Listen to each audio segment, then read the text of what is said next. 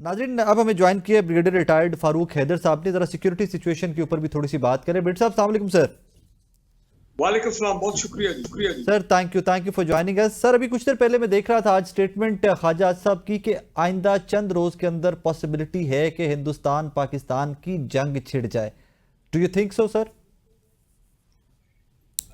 बिस्मिल्लाहिर्रहमानिर्रहीम, बहुत शुक्रिया वंस अगेन। देखिए, बात यह है कि अगर मोहतरम डिफेंस मिनिस्टर साहब ये बात कह रहे हैं तो चले हम मान लेते हैं, जी क्योंकि उनका ओहदा ऐसा, उनकी अपॉइंटमेंट ऐसी है जी, कि उनको वो खबरें होंगी, उनके पास इंफॉर्मेशन जो कि मेरे आपके पास नहीं है। Of course sir.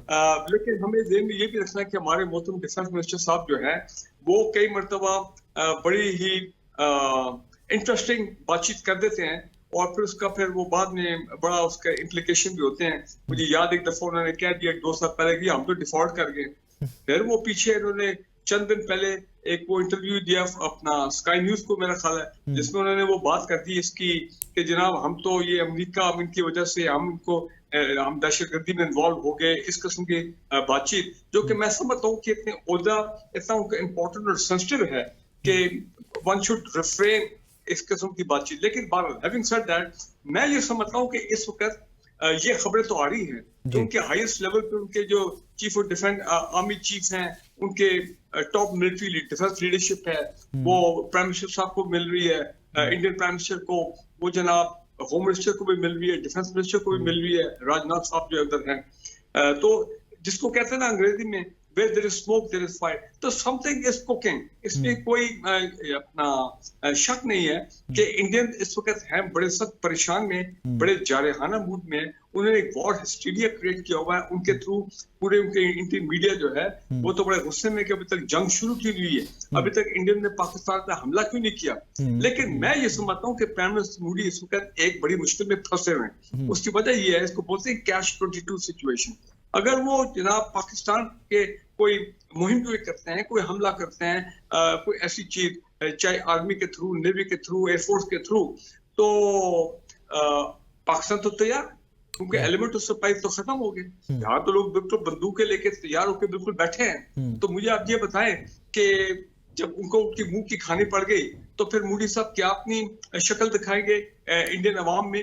वो तो कहेंगे कि आपने हमें लट डाउन किया है, तो कुछ और ही मुसीबत ना पड़ जाए मोदी साहब को, जनाब थैंक यू, आप जाएं, आपने हमारी बेइज्जती करा दी, आपने हमारी नाक कटवा दी। सर, वो तो रिसेंट ये पास्ट भी है ना, वो जो एक तैयारा गिराने वाला है हमारे पास, तो उसकी जी, मिसाल भी मौजूद है ना। लेकिन जी वो तो एक तैयारा गिरा था, चले वहां पे फिर हमने उनका बंदा वापस कर दिया। कुलभूषण यादव अभी भी हमारे पास है, लेकिन यहाँ पे मैं ये देख रहा हूँ कि वो ज्यादा जारहाना मूड में, जिस तरह की उन्होंने सजा कायम की हुई है डोमेस्टिकली और इंटरनेशनल तरीके से भी जो वो प्रोजेक्ट कर रहे हैं। और दूसरी चीज जो है, अगर वो कुछ नहीं करते हैं और सिर्फ ये बढ़के मारते हैं और तकरीरें करते हैं, तो इंडियन अवाम तो ऑलरेडी आपने देखा उन्होंने सवाल करने कर दिए कि जनाब ये कैसे हो गया, दहशतगर्द कहां से आए, कौन से दहशतगर्द थे, जरा बताएं तो सही, उनकी बॉडीज तो दिखाएं, मिलिटेंट्स की बॉडीज दिखाएं।